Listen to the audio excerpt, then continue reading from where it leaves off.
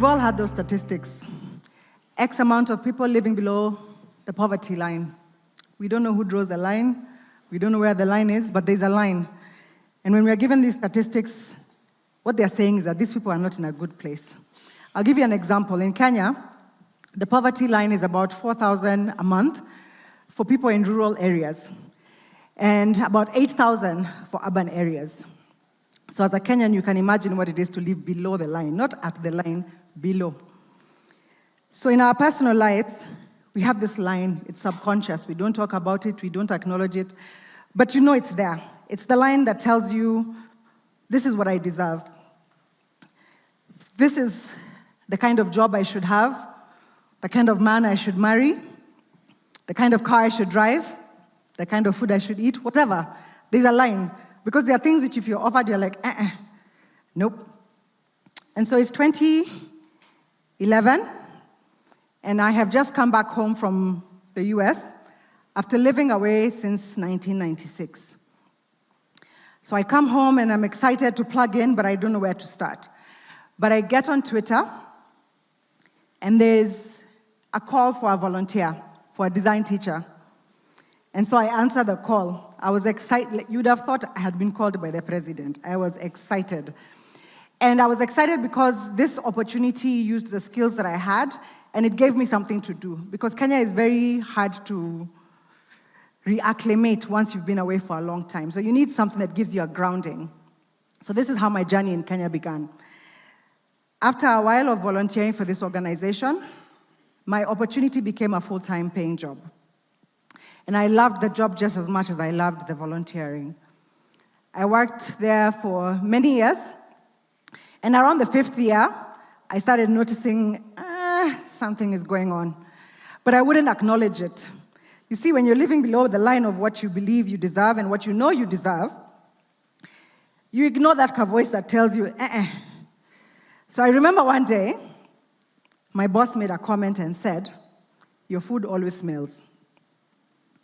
Now, the reason this moment really hurt for me is because this was a boss who I had cooked for in my own house. We had socialized, we were friends, and so I thought. And so to hear the same person you've been cooking for in your house, in her house, for her family, your friends, say that your food smells was very confusing because it's like, but you've been enjoying my food, kind of. And so that was one of the moments that's like, it ignited something in me, but I was still not willing to acknowledge that I was feeling something, and that this something was raising an alarm for something that was happening. Then another time, on Slack, I got a message that said my writing was stupid. Now, when someone tells you your writing is stupid, it's very hard to fix stupid, because it's just stupid. And I remember, again, living below the line, you ask dumb questions, because you're already below the line. How do I fix it? There's really, if you're stupid, yeah? But me, I was below the line. So I'm like, you know what? I want to keep my job. I love it here, or so I thought, or so I was telling myself.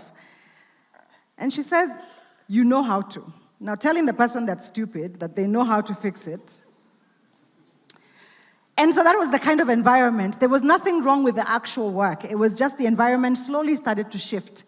And I went along and shifted along with it. You guys have seen that church on social media where there's a pastor. Every Sunday, you guys gather. He abuses them. Then they give him sadaka, and they go home. And then next Sunday, they come back. That was me, Monday through Monday. I would show up for the berating. It was almost part of okay, it's time to be done that thing. So I continued to show up for this job. And while I'm working there, I meet a guy. This guy likes me, wants to have a relationship. I'm like, I'm here. I don't hate him, but I don't like him. But I'm living life below the line. So that thing that tells you, walk away, I'm like, no, let's do this. So because I wasn't far along the line, below the line, I was like, let's go further. So I remember it was one of those relationships where it wasn't that character development for Nairobi. None of that. But it was that scenario where, I don't know if anyone has ever experienced, a person breathing and you're just like, oh my God, I cannot stand. Or you just see them open their mouth and you're like, oh my God, what is he going to say? You know? And that's what happens when you're below the line. You don't acknowledge what's going on inside, and so you take it out on what's in front of you. And I remember one day, I was talking to a friend of mine, and I was like, yo, I can't stand the way this guy chews. And she was like, he's not your guy. I'm like, no, who am I? We are below the line, let's keep going. I said I like to cook. So I'm like, I'm going to cook, you're going to eat, and you're going to fix how you chew. So that was the dynamic. And see, it's not even about the chewing, it's about what's going on inside you. Because the same guy, same chewing, different scenario, it would have been like, oh my God, he's so cute the way he chews.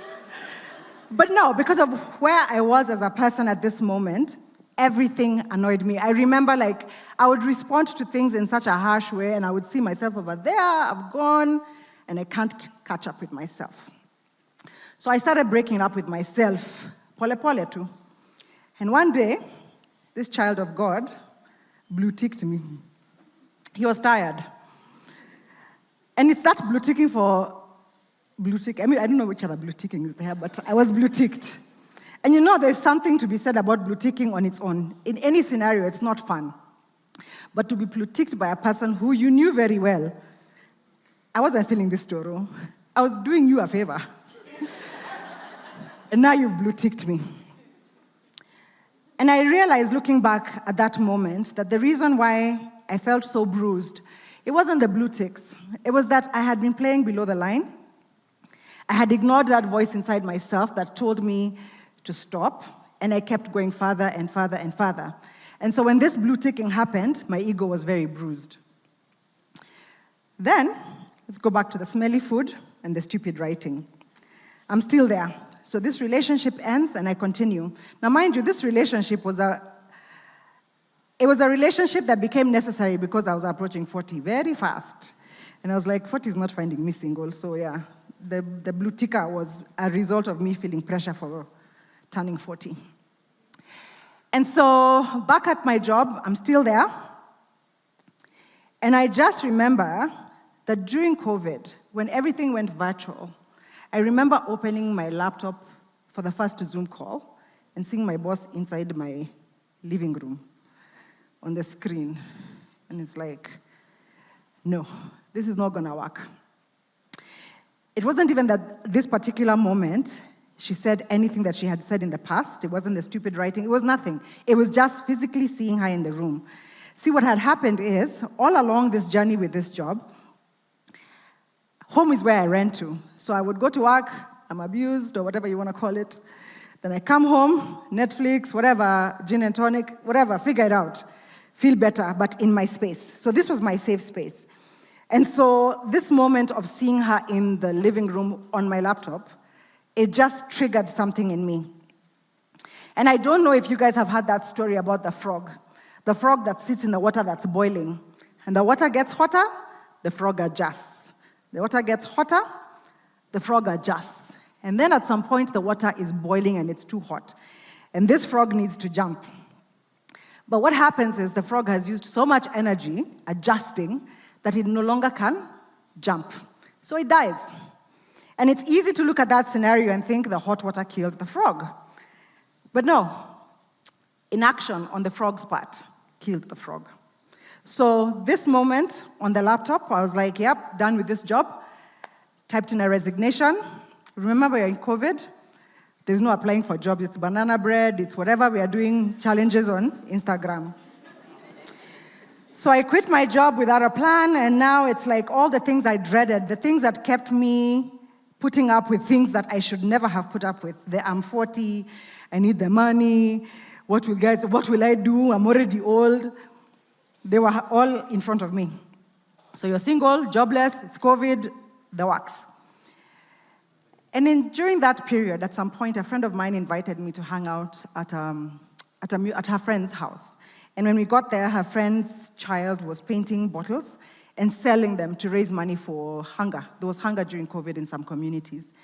And looking at that moment, it sounds crazy, but I saw that and I knew that's exactly what I'm going to be doing. And for the whole time we were there after that, I couldn't hear anything they were saying.